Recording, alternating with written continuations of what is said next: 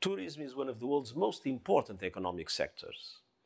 It employs 1 in every 10 people on Earth and provides livelihoods to hundreds of millions more. It boosts economies and enables countries to thrive.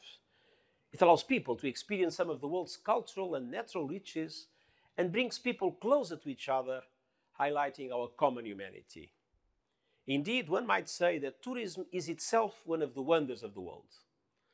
That is why it has been so painful to see how tourism has been devastated by the COVID-19 pandemic. In the first 5 months of this year, international tourist arrivals decreased by more than half, and some $320 billion in exports from tourism were lost. Overall, some 120 million direct jobs in tourism are at risk.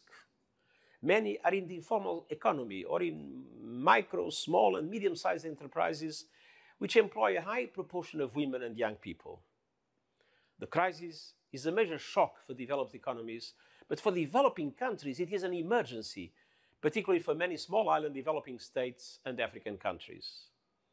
For women, rural communities, indigenous peoples, and many other historically marginalized populations, tourism has been a vehicle for integration, empowerment, and generating income.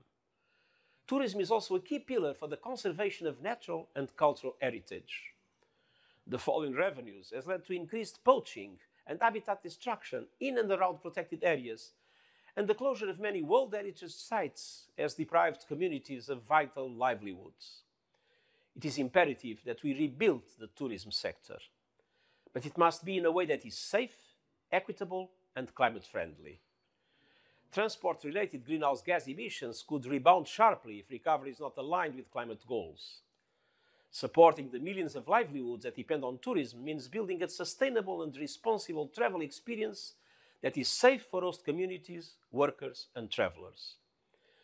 To aid recovery, I have identified 5 priority areas.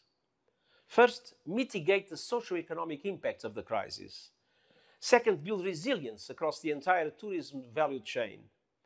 Third, maximize the use of technology in the tourism sector. Fourth, promote sustainability and green growth. And fifth, foster partnerships to enable tourism to further support the Sustainable Development Goals. Let us ensure that tourism regains its position as a provider of decent jobs, stable incomes, and the protection of our cultural and natural heritage. Thank you.